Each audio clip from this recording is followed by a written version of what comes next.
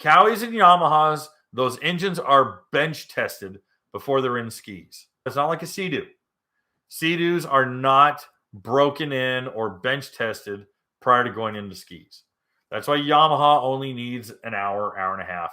That's why Kawi only needs an hour, hour and a half.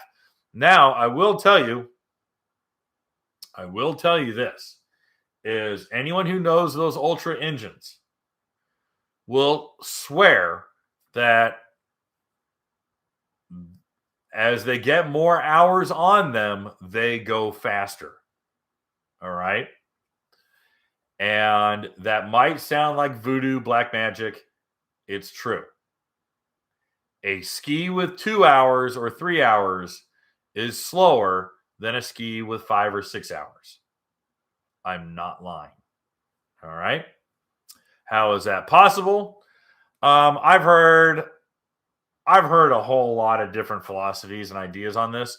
Most are mechanically sound. Learning key is not going to help you. In fact, unless you have people that you plan on putting on with learning key, I'd say throw the learning key in a desk drawer somewhere. Learning key, you have learning mode. Put it on, boop, learning mode. Okay, here you go, dingus. Go ahead and try it. But then again, I would not put anyone on the ski or that I would only trust in learning mode. I don't like learning modes, learning keys, all that kind of crap. I don't. Of course, I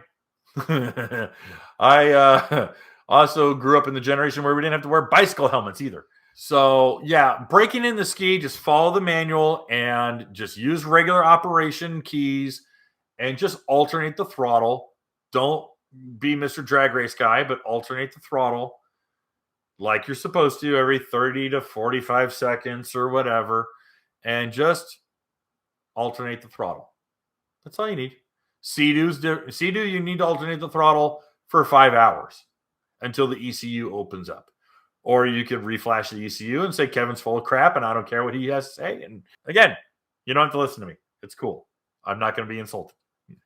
You're not going to hurt my feelings. Hey guys, thanks for hanging out.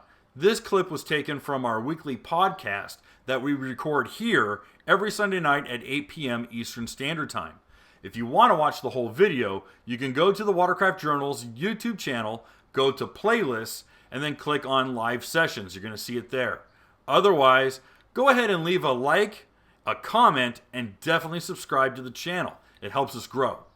And again, thanks again for watching our videos, and we hope to see you soon.